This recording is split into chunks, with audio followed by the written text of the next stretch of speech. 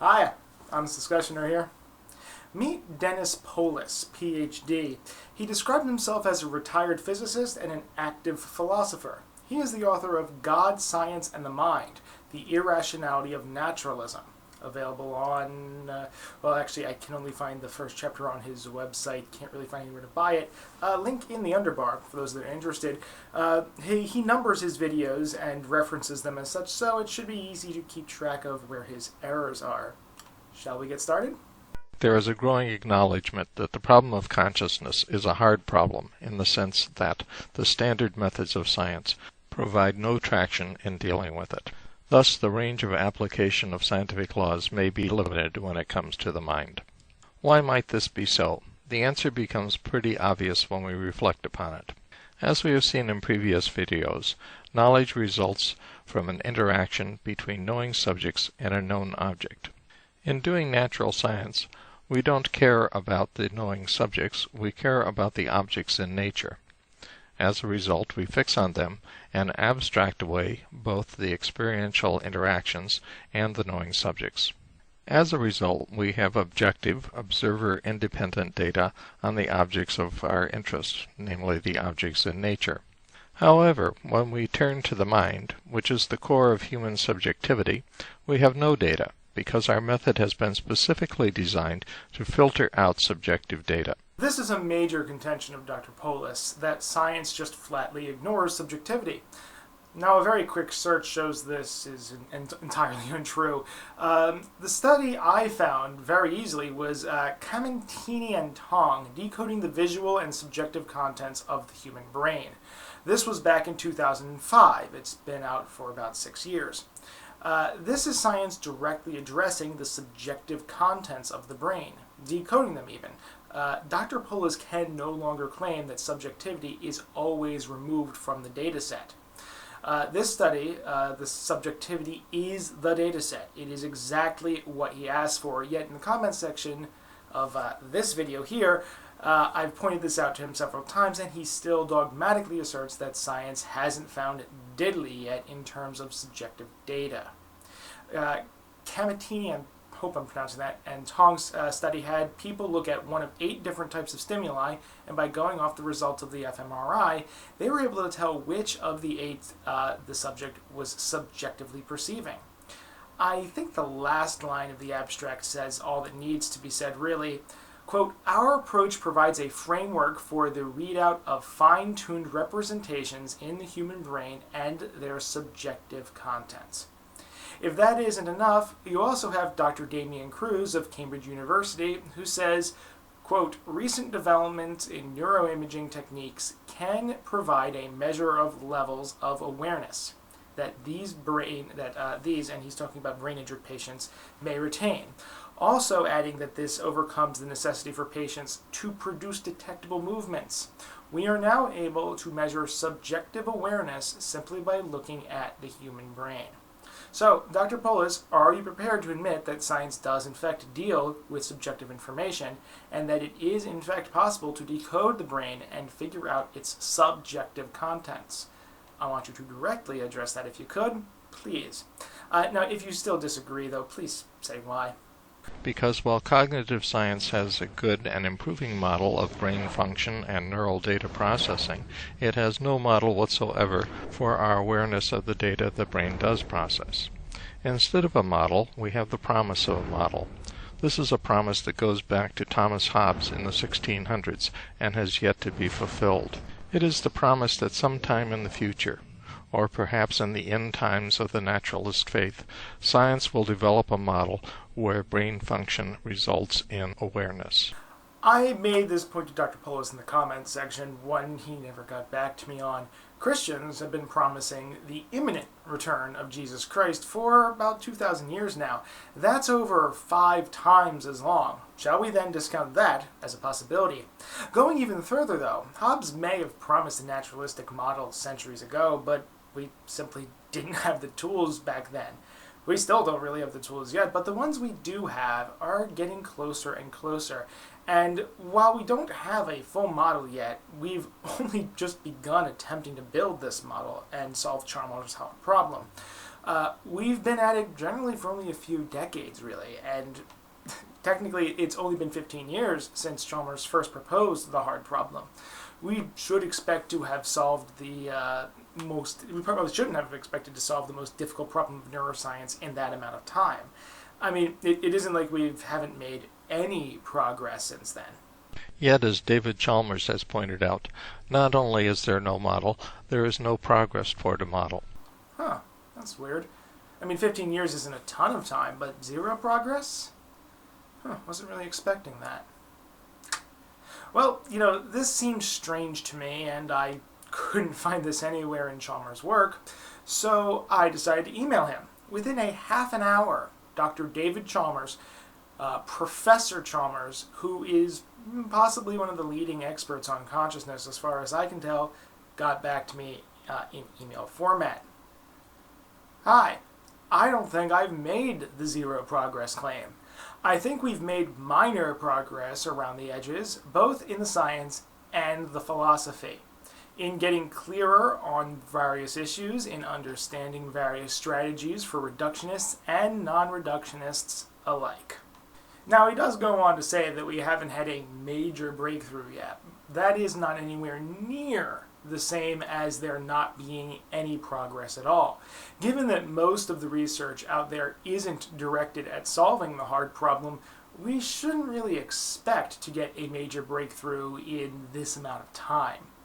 But the important part is that we are making progress.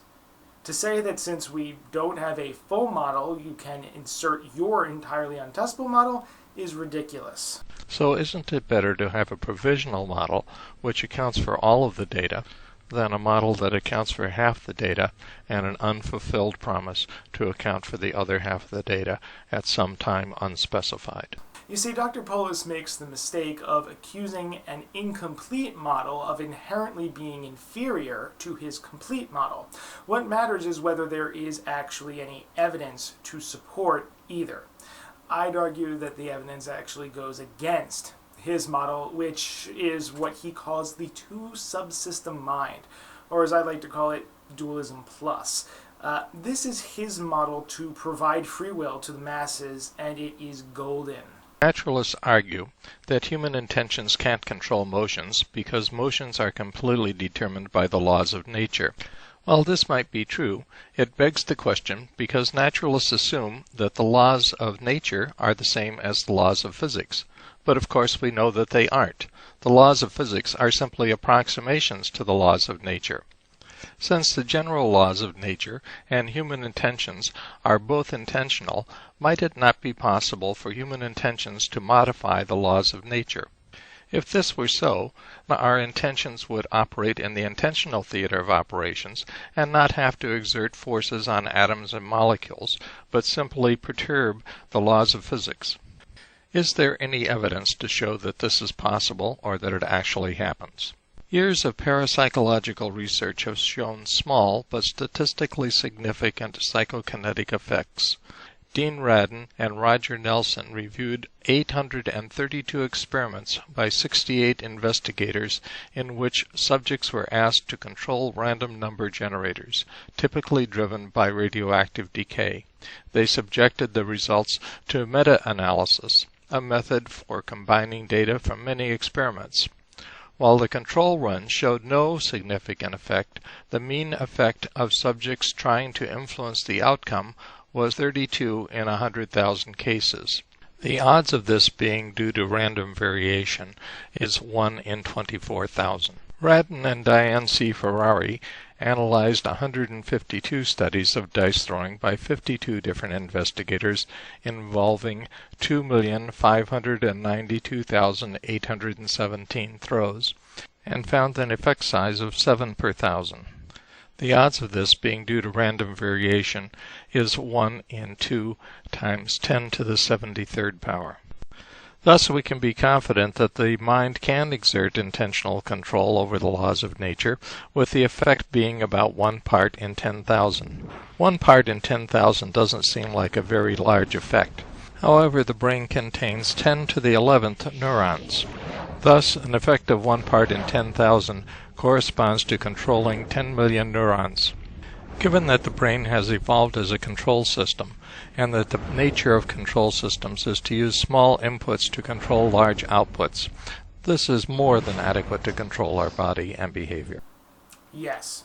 He is arguing that our intentions can control our brain.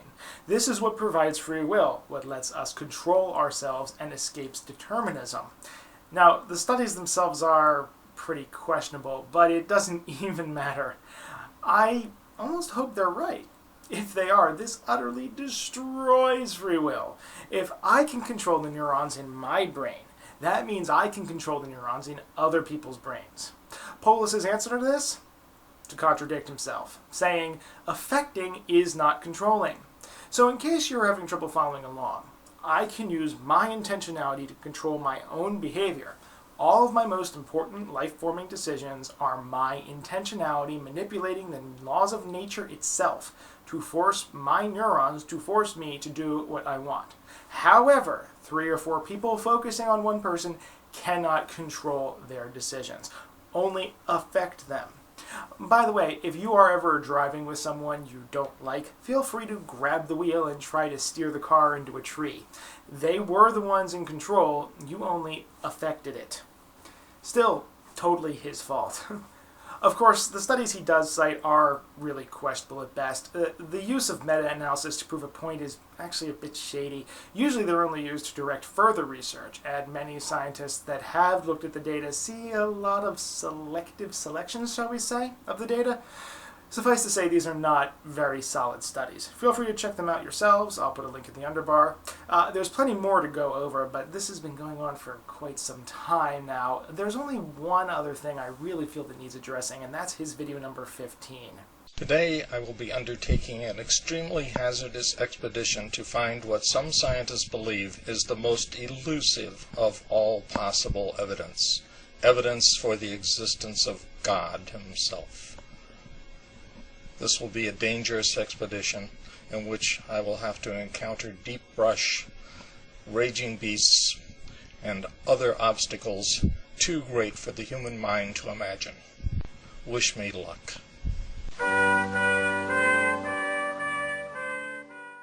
After minutes of meticulous planning and preparation, and having donned my Indiana Jones hat, I set off. Okay, let's cut to the chase. He spends 2 minutes going out and finding a rock. That's it. That's his evidence. He brings it back and washes it to get rid of any contaminants. Then he places it on the table and observes it not poofing out of existence. This is his evidence for God. This whole process took over 4 minutes.